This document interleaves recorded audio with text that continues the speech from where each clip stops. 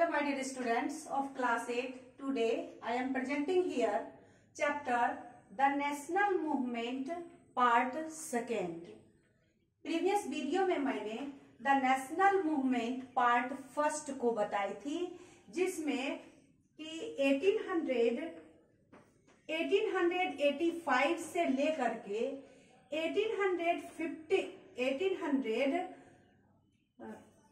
1919 तक की कहानी उसमें दी हुई थी। अब इस वीडियो में मैंने 1919 से लेकर के 1947 तक की स्टोरी अब इस वीडियो में मैं बताऊंगी। इसमें सबसे पहले है कि इमरजेंस ऑफ गांधी जी, यानी कि कैसे गांधी जी का इसमें पदार्पण या उदय हुआ है। इसीलिए नेशनल मूवमेंट सेकेंड पार्ट को गांधी एज भी कहा जाता है, क्योंकि इसमें हर एक जितने भी यहाँ पे मेन इंसिडेंट हुए हैं उसमें लीडिंग का काम अधिकांश में गांधी जी ही किए थे। इसीलिए इस मूवमेंट का नाम पड़ा है गांधी एज। अब हम जरा जानेंगे कि गांधी जी का जन्म कहाँ हुआ था। तो 2 अक्टूबर 1869 में पोरबंदर इन गुजरात में हुआ था। फिर देखेंगे कि हम 1800 वो लंदन यूनिवर्सिटी 1888 में लोअर की पढ़ाई पढ़ने के लिए वो चले गए थे और वहां पे 1890 तक इंग्लैंड में ही यानी लंदन में ही वो रहे थे। फिर 1891 में वो पुनः भारत रिटर्न होते हैं एक वकील बन के।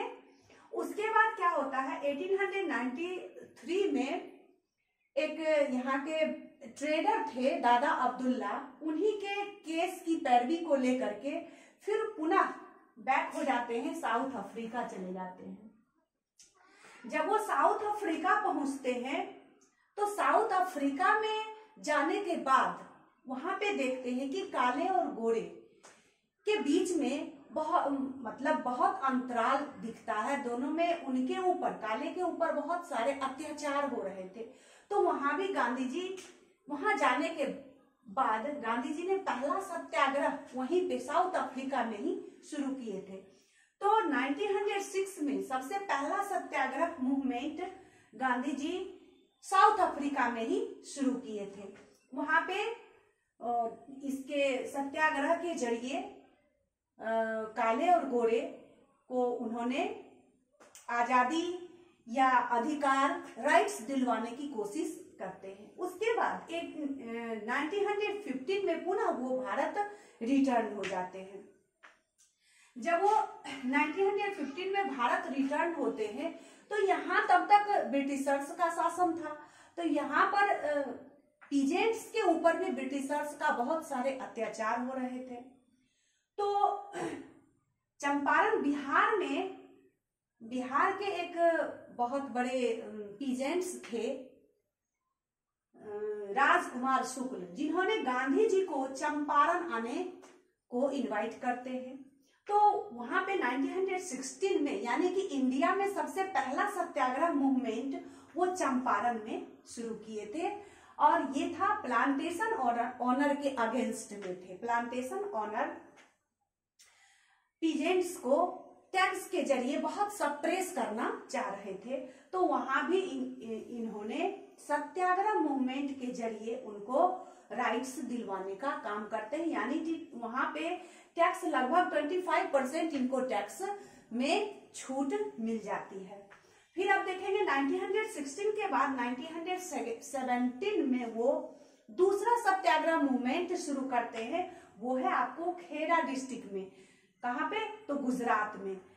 यहाँ पर भी खेड़ा डिस्ट्रिक्ट गुजरात में भी जो प्लांटेशन ऑनर थे, यहाँ पे एक प्रकार के 3 कठिया सिस्टम चालू था। 3 कठिया सिस्टम कहते हैं जैसे कि 3/20, यानी कि 20 कट्ठे की जमीन में 3 कट्ठे में नील की खेती करना अति आवश्यक था। अगर इसको हम परसेंटेज में निकालेंगे 100 से करेंगे यहाँ पे, यानी कि 15%, यानी कि अगर जमीन मान लीजिए 100% तो 15% पे नील की खेती करना अनिवार्य कर दिया था, जिसके अगेंस्ट में वहां भी खेरा सत्याग्रह मूवमेंट गांधी जी करते हैं।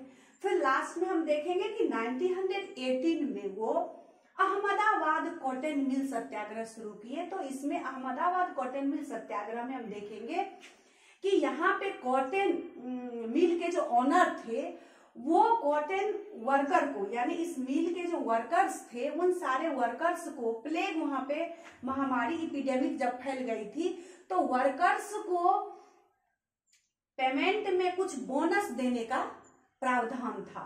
तो उसमें बोनस देने में था कि आपको 70% bonus payment plus 70% bonus, payment का 70% बोनस उसको देने का प्रावधान रखा गया। लेकिन जो ही प्लेग खत्म हुई तो ब्रिटिशर्स ने उनको सिर्फ 20% बोनस देने को तैयार हुए, जिसपे कि अहमदाबाद कॉटन मिल के वर्कर्स ने प्रोटेस्ट करना शुरू किए।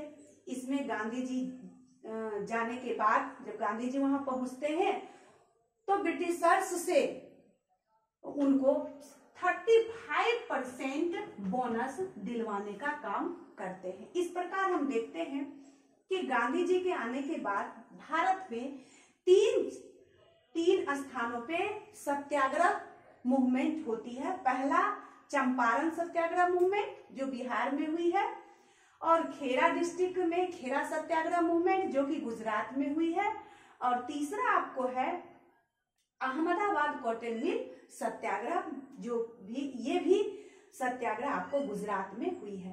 तो ये घटनाएं 1918 तक की घटना है, और 1918 के बाद जो ही हम 1919 में प्रवेश करेंगे तो वहां के बाद से भारत में ब्रिटिशर्स ने रॉलेट एक्ट लागू किया था। तो रॉलेट एक्ट की घटना मैं दूसरे वीडियो में बताऊंगी। धन्यवाद।